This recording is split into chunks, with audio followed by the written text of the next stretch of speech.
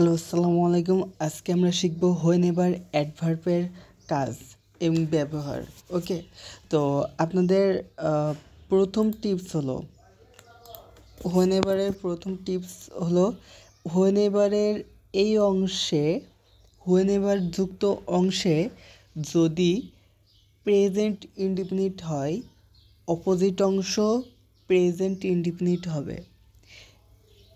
1 নম্বর rules. এবার 2 নম্বর rules,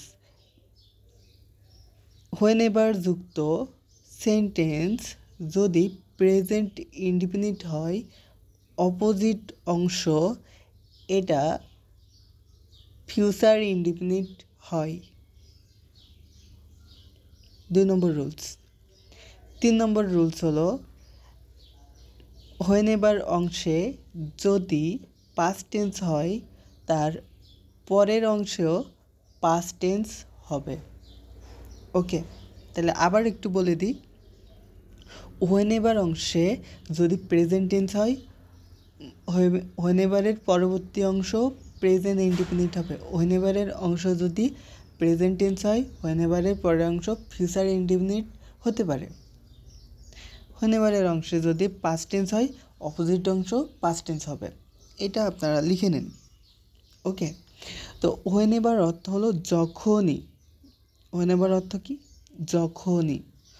তো when ever অর্থ হচ্ছে যখনই, অর্থাৎ একটা কাজ করার সাথে সাথে আরেকটা কাজ হবে, এরকম বোঝাবে যে আমি যখনই কলেজে গেলাম, টিচার ঘন্টা দিয়ে দিল, ছুটি হয়ে গেল। যখনই আমি রুম থেকে বের হলাম, কারেন্ট চলে গেল। আমি যখনই এটা করলাম, এটা হলো। এগুলো সব পাস্ট টেন্সে। এবার হচ্ছে প্রেজেন্ট টেন্সে। যখন আমি খেলা করি, তখন আমি শরীরচর্চা করি। যখন আমি বই পড়ি, তখন আমি ফোন চালাই। যখন আমি বই পড়ি, তখন আমি ফোন চালাই। যখন আমি বই পড়ি, তখন আমি ভাত খাই। যখন আমি বই পড়ি, তখন আমি এটা করি, ওটা করি, এরকম। ঠিক আছে? তো এরকম বাক্যে আমরা হোয়েন এভার ইউজ করব। ওকে, তো এইগুলো আমাদের টিপস, এবং আমরা এবার হচ্ছে প্র্যাকটিস করব। এবার দেখা যাচ্ছে যে আমি বললাম যে যখন আমি সংযোগ করি তখন কি হবে? এই হোয়েন এভারের অর্থ আপনাদের এরকম হবে যখন তখন। ওকে, এই যে কমাটা দেখছেন, এই কমাটার জন্য তখন হবে, যখনই তখনই। হোয়েন এভারের রুলসের অর্থ হলো যখনই তখনই। ওকে, এটা লিখে নেবেন। হোয়েন এভারের অর্থ হলো যখনই তখনই। এই আচ্ছা, এবার আমরা একটা এক্সাম পেপার সলভ করব। তো হোয়েন এভারে দেখেন, প্রথমে হোয়েন এভার, তারপরে এটা হচ্ছে প্রেজেন্ট টেন্স আছে, প্রেজেন্ট টেন্সে, তারপরে অপোজিট অংশে ফিউচার টেন্স। ওকে, সব ঠিক আছে, কিন্তু এখানে এক জায়গায় ভুল আছে। সে ভুলটা কি? সে ভুলটা হলো কমা হবে।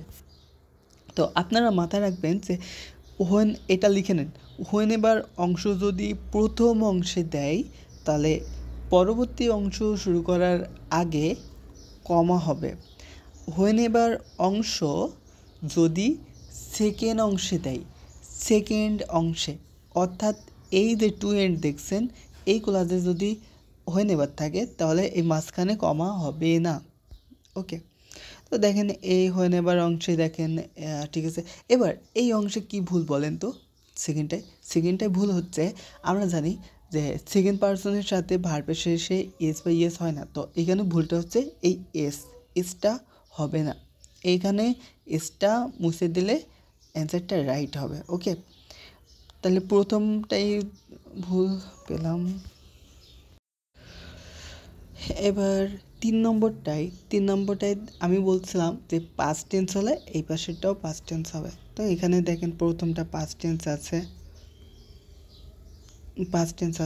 এই পাশেরটাও পাস্ট টেন্স আছে, কিন্তু এখানে হচ্ছে প্যাসিভ ভয়েসে আছে। এখানে হচ্ছে প্যাসিভ ভয়েসে করা হয়েছে। আর এখানে দেখেন পাস্ট টেন্স, তো এই পাশেরটাও পাস্ট টেন্স, তাহলে দুইটাই ঠিক আছে। এই পাশে পাস্ট টেন্স, তারপরে কমা, তারপরে পাস্ট টেন্স, ঠিক আছে।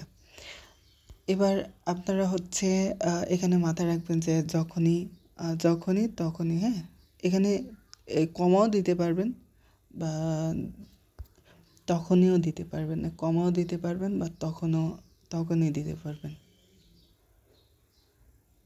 ওকে, তো এখানে দেখেন হয় নেবার পরে প্রেজেন্ট ইনডিফিনিট, তারপরে কমা, তারপরে হচ্ছে প্রেজেন্ট ইনডিফিনিট, তারপরে হয় নেবার পরে দেখেন এখানে পাস্ট ইনডিফিনিট, এখানেও পাস্ট ইনডিফিনিট, এখানে কমা, ঠিক আছে। তারপরে ইউনিভার্সিটি প্রশ্ন, এখানে এখানে ড্যাশ, এই ভার্ব অংশে ড্যাশ থাকতে পারে। এখানে দেখেন যে যখনই সে এখানে আসে, সে মিট করে, সে আমার সাথে মিট করে, তাহলে কী হবে, মিটস। তো এখানে কেন এস যুক্ত হয়েছে, কারণ ই থার্ড পারসন সিঙ্গুলার নাম্বার। এবার আপনি এইভাবে প্র্যাকটিস করতে পারেন যে যখনই সে মারা যায়, যখনই সে মারা যায় আমরা দেখতে গেলাম, ওইখানে ছিল ডাই, যখনই সে মারা যায় তখনই কি হলো।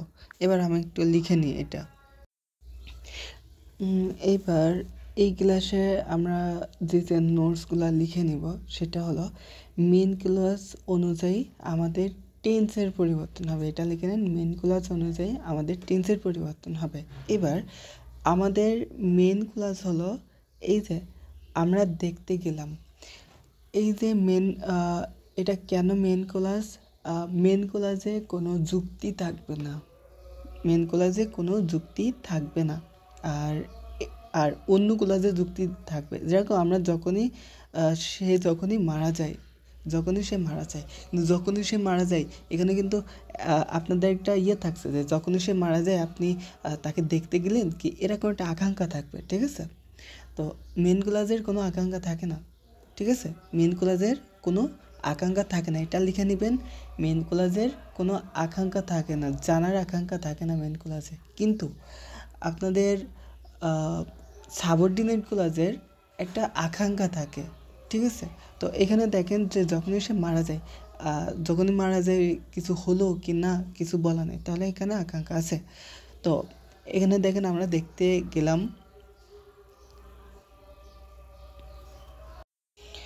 আচ্ছা, এবার আমি প্রথমে বললাম মেন ক্লাসের কোনো আকাঙ্ক্ষা থাকে না, কিন্তু সাবঅর্ডিনেটের ক্লাসের আকাঙ্ক্ষা থাকে, যুক্তি থাকে, এরকম থাকবে। যেরকম যখনই সে মারা গেল, এখানে কিন্তু একটা আকাঙ্ক্ষা থাকছে, যখনই মারা গেল আমরা কি দেখতে গেলাম, নাকি আমরা কি তাকে হসপিটালে নিয়ে গেলাম বা হসপিটাল থেকে আনলাম, নাকি তাকে অন্য কিছু করলাম, এখানে একটা যুক্তি থাকে। এবার আপনাকে মাথায় রাখতে হবে এই মেন ক্লাস, অর্থাৎ এই যে অংশটা, এই মেন ক্লাস অনুযায়ী আপনাকে চেঞ্জ করতে হবে। ক্লিয়ার? ক্লিয়ার? এবার এখানে এখানে দেখেন এই মেন ক্লাসটা হচ্ছে পাস্ট টেন্সে, প্রথমটা হচ্ছে পাস্ট টেন্সে, এই জন্য আমরা এই অংশটাও পাস্ট টেন্স করব, তাহলে এই অংশটাও পাস্ট টেন্স হবে। তাহলে কী হবে, যখনই সে মারা যায় বা মারা গেল, তাহলে কী হবে, ওই ওয়েন্ট টু সি, আমরা দেখতে গেলাম। তারপরে দেখেন আমরা হচ্ছে কি দেখতে যাই, তাহলে যাইটা হলো প্রেজেন্ট ইনডিফিনিট, তাহলে এখানে এখানে কী হবে, দেখেন এখানে হচ্ছে প্রেজেন্ট টেন্সে আছে, এরপর সেটাও প্রেজেন্ট টেন্সে, তো এটা মাথায় রাখতে হবে। এবং আপনারা হচ্ছে মৌখিকভাবে প্র্যাকটিস করবেন বারবার, তাহলে ইজি হয়ে যাবে। ওকে, এই ক্লাসটা এই পর্যন্ত।